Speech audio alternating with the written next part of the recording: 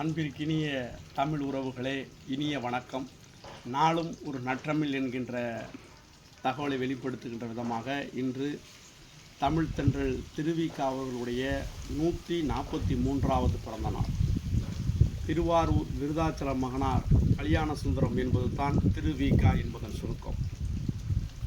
தண்டலம் என்று அழைக்கப்படுகின்ற துல்லம் என்னும் சிற்றூரிலே பிறந்தவர்.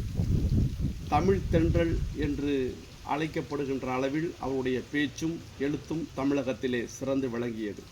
பேரறிஞர் அண்ணா, நாவலர் நெடுஞ்செழியன், மறைமலை அடிகள், சுத்தானந்த பாரதியார், பட்டுக்கோட்டை அழகிரிசாமி, ப. ஜீவானந்தம், முத்தமிழறிஞர் டாக்டர் கலைஞர் போன்ற பேச்சாளர்கள் தமிழகத்தில் தலை சிறந்து விளங்குவதற்கு முன்னோடியாக தமிழ்நாட்டின் முதல் தலை சிறந்த பேச்சாளராக விளங்கியவர் தமிழ் தென்றல் திருவிக அவர்கள். அவர் சென்னையிலே முதலாக தொழிலாளர் சங்கத்தை நிறுவிய தலை சிறந்த தொழில் வர்க்கத்தின் தூணாக இருந்தவர். அவருடைய படைப்புகள் தமிழ் சமூகத்திற்கு மிகப்பெரிய ஆக்கத்திற்கு உறுதுணையாக இருந்தன.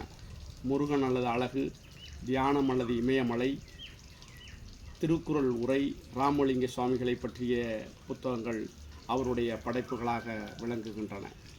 தமிழ் தென்றல் திருவிக அவர்கள் தன்னுடைய எழுத்தை போலவே பேச்சிலையும் தமிழ் மொழியை வாழ வைத்தவர்.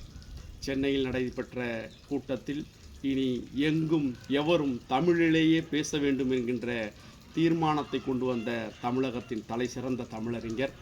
அவர் மனைவியை இழந்து தனியாக வாழ்ந்து கொண்டிருந்த பொழுது அவர் நண்பர் கேட்கிறார், எப்படி உங்களால் தனியாக வாழ முடிகிறது, துன்பமாக இல்லையா, யாரேனும் துணை தேவையா என்று கேட்டபொழுது, நான் தனியாக வாழவில்லை, தமிழோடு வாழ்கிறேன் என்று சொன்ன தமிழகத்தின் தலை சிறந்த அந்த தமிழறிஞரை போற்றுவோம். அவருடைய படைப்புகளை படித்து தமிழ் தாயின் புகழை தரணியெங்கும் எடுத்துச் செல்வோம்.